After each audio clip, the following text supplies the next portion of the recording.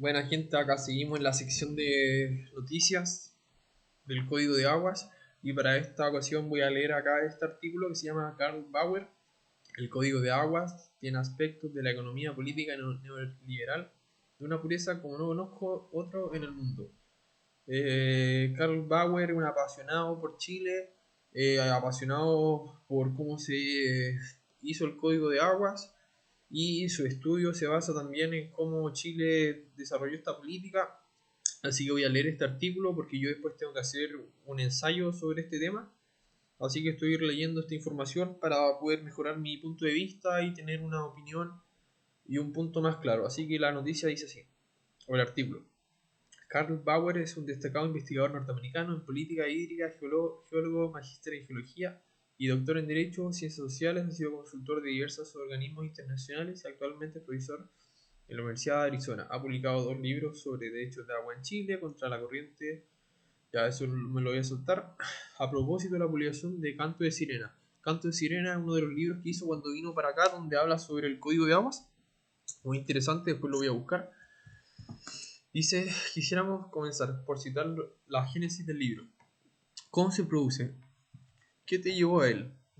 Todo, todo empieza con mi tesis de doctorado en la Universidad de California, en Berkeley, un doctorado que mezcla Derecho y Ciencias Sociales. Yo había estudiado la gestión de derechos de aguas en Estados Unidos para mi tesis de magíster y quise hacer algo más internacional para mi doctorado. Y entonces supe que la existencia del Código de Aguas de 1981 a través de amigos. Eso fue en 1989, un momento en que nadie sabía nada del Código de Aguas y su importancia en Chile, y mucho menos afuera, así que me di cuenta de que prestará para un buen estudio. Dado que era un código netamente pro mercado libre, eso era algo que se conversaba mucho en Estados Unidos, pero nunca se había llevado a cabo. Al menos no en la forma pura y dura como es el caso chileno. ¡Gran Chile!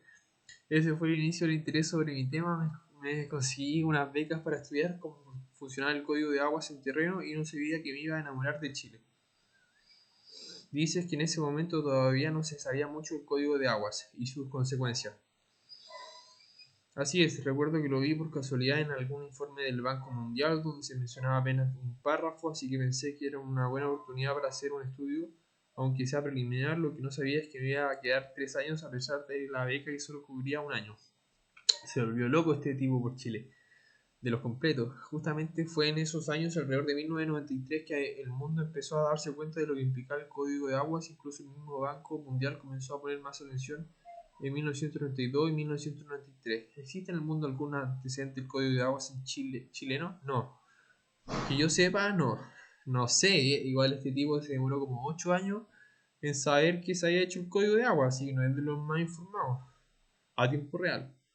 Entonces Chile es pionero en el mundo en términos de un modelo de gestión de agua como este. Sí, así es. Se debe a que el diseño fundamental del código no fue hecho por expertos en agua, sino por economistas. Jaime Guzmán. Estamos hablando de los años de la influencia económica neoliberal en su más modo puro, antes de 1982. La historia en detalle está escrita en el libro, pero en el fondo era una reacción en contra de la reforma agraria que tenía su propósito, su propio código de aguas. El gobierno militar comenzó por intervenir la reforma agraria en modos más generales y después de algunos años se abordó el tema de aguas como tal que se había dejado de lado. Estamos hablando de 1979 1980, que era un momento de mucha influencia política e intelectual de los Chicago Boys. Y por eso el Código de Aguas tiene aspectos de la economía política neoliberal de una pureza como no conozco en otro mundo. Podríamos decir entonces que este código de aguas es pionero precisamente por su orientación al libre mercado como manejo de aguas, correcto. ¿Cómo caracterizaría el corazón del código de aguas? Yo creo que hay 3 elementos claves. Y hay un cuarto elemento implícito, pero antes de eso quiero aclarar que el código también rescata muchos elementos históricos en leyes anteriores, así que no es que cada artículo sea nuevo. Pero creo que el corazón del código tiene 3 elementos. Uno es que los derechos de agua son definidos 100% privados y transables significa separados de la tierra, del dominio de la tierra. Segundo, que el rol regulador del Estado es muy débil y muy restringido, lo que obviamente va conjunto con el primer elemento. Y el tercero, que había mucha fe, mucha confianza en que las fuerzas del mercado se regulan automáticamente. El cuarto elemento creo que no fue pensado realmente si sumas derechos privados fuertes, regulación estatal de él y fuerzas no reguladas del mercado, tienes que no hay una esfera bien definida de resolución de conflictos. Se suponía que cualquier conflicto entre usuarios se iba a resolver negociando entre los mismos usuarios porque esa es la idea del mercado libre. El Estado en sí, digamos la Dirección General de Aguas u otro órgano no tenía potestad regulatoria para meterse y por lo tanto los conflictos que no se podían negociar libremente entre particulares tenían que llegar a los tribunales. Si bien los tribunales no fueron mencionados en el Código de Aguas, sí lo fueron en la Constitución de 1980. En esa Constitución los tribunales tienen un rol muy importante para controlar y proteger los derechos privados, lo que significó que varios conflictos muy duros y complicados llegaron a los ellos como última instancia, pero los tribunales no tienen capacidad ni interés en solucionarlos y recalcó eso porque una de mis críticas desde el principio ha sido que la capacidad institucional en este modelo para definir conflictos es muy débil. A partir de este momento fundante, tú examinas en el libro una serie de reformas, pero me gustaría traerte al presente. ¿Cuál es tu lectura respecto del estado en que este tema hoy en Chile? ¿En qué nivel se preserva o se cambia esa matriz que describes? Primero, déjame entregar un antecedente. Mi tesis fue publicada en Estados Unidos y después en Chile. Respecto a eso, Canto de Sirena agrega cosas nuevas. Aborda otros 10 años de estudio, por lo tanto, en su primera edición llega al 2004, lo que hace que el libro es poner énfasis en las implicancias del modelo chileno. ¿Eso te interesaba porque incluso en Estados Unidos había un debate sobre el tema? Sí, diría que era global. La década del 90 fue muy activa en cuanto al debate sobre políticas hídricas en el mundo entero. Hay que recordar que en 92 estaba la cumbre de Río y la cuestión del desarrollo sustentable cobró fuerza a nivel global. Se decía en esos momentos que el mundo enfrentaba una crisis global del agua y que todos debían ver su manejo del agua y reformar los marcos institucionales de manera adecuada. Antes de volver a la pregunta anterior, ¿cuál fue el resultado de ese debate en los 90? Yo creo que sí, como comento en el primer capítulo del libro, a partir del 92, justamente como antecedente de la cumbre del Río, se hablaba mucho de la gestión integrada de recursos hídricos. Hubo un congreso en Irlanda sobre el tema de aguas, donde se llegó a los 4 principios de Dublin. La idea fue que con ello un país podría tener una gestión integrada de sus recursos hídricos. Uno de sus principios fue que el agua es un recurso económico y en ese contexto siempre se traía a la colación el ejemplo chileno diciendo que es el modelo a seguir en cuestión de recursos hídricos. El debate no llegó a su conclusión fija. En los primeros años había mucha confusión sobre el significado de la frase que el agua es un bien económico, pero yo creo que a la larga se conoció que el tema es más complicado, que hay muchos temas sociales, ambientales e incluso políticos que no se incluyen bien. A estas alturas, diría que el debate internacional sigue estando de acuerdo con que el mundo enfrenta una crisis de recursos hídricos y que en los últimos años eso se cruza con debates sobre cambio climático, donde no siempre el tema del agua es más importante. Vuelvo entonces, ¿cómo aprecia el momento actual de la gestión de aguas hoy en Chile?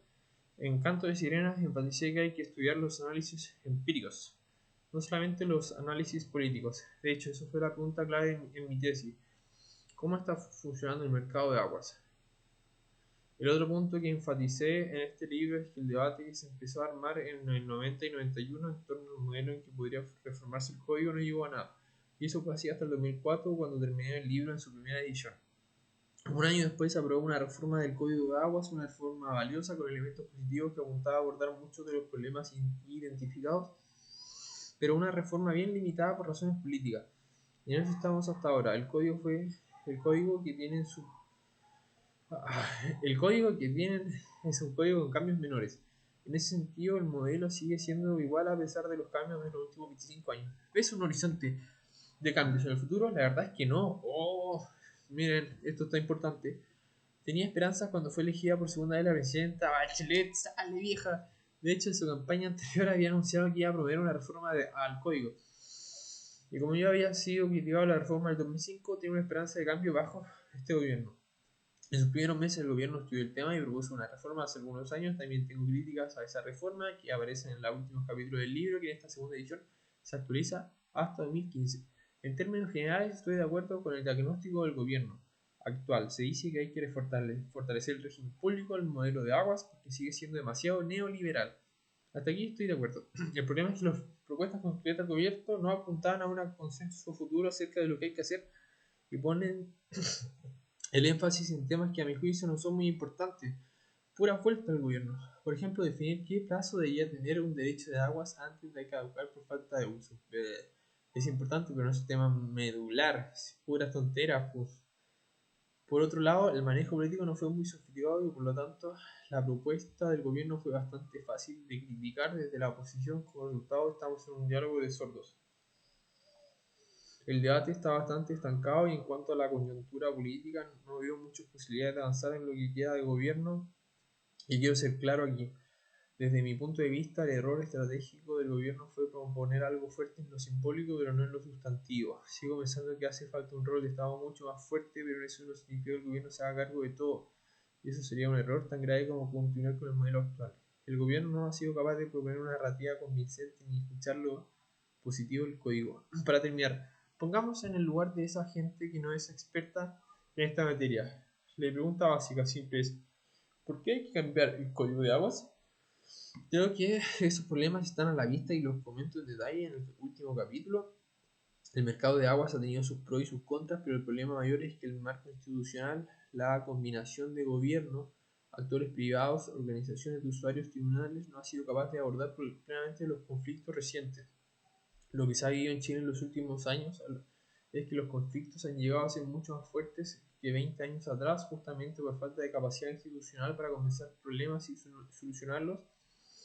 Es cosa de los titulares en los diarios de los últimos 100 años, Hidroicén, Copiapó, Alto Maipo, y no estoy hablando de simples cuencas, sino de actores que están disfrutando sin tener dónde recurrir porque el Estado no puede resolver. Hay un vacío en el proceso de toma de decisiones y solución de conflictos. ¿Dónde situarías hoy la defensa del Código de Aguas? Hay muchos y distintos. La mejora habría sido desagregar estos actores para plantear una reforma. Son cientos de miles en la agricultura, además en minería y agua potable y temas ambientales. Pero no todos tienen el mismo problema. No, pero todos están de acuerdo en que no quieren que el gobierno tome sus derechos de propiedad. Creo que la defensa del código radica en que los usuarios de aguas no quieren que el gobierno intervenga en forma indefinida y que el gobierno ha dicho que hay que intensificar lo público sin aclarar en qué consiste. Hay que hacer una distinción. Propiedad privada no es lo mismo que mercado libre. En Chile hay muchos sectores que quieren mantener derechos de propiedad sobre el uso de agua, pero mucho menos interés en un mercado libre. Sin embargo, muchas veces esto se mezcla en el discurso de forma confusa. Esto es importante. Por otro lado, no se entiende el contexto institucional del mercado. Ha sido un gran éxito intelectual de la ideología neoliberal pensar que la economía y el mercado existen por sí solos.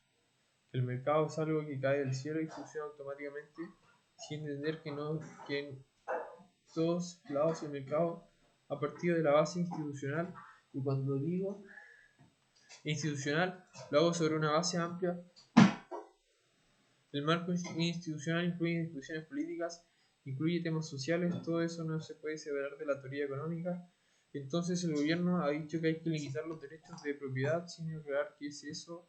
La mayoría de los usuarios del agua de distintos sectores económicos ven más amenaza que críticas constructivas en eso. Hay falta de gobernanza y eso es malo para todos. Bueno, ese fue el texto. Como ven, me cansé leyéndolo y una buena fuente de información sobre el código de aguas. Lo mejor es leer a Carl Sauer, es un experto, y todos pueden sacar sus propias conclusiones de qué es lo mejor que podemos hacer, qué es lo que estamos haciendo mal y las soluciones, que ni siquiera el gobierno ha puesto una buena solución.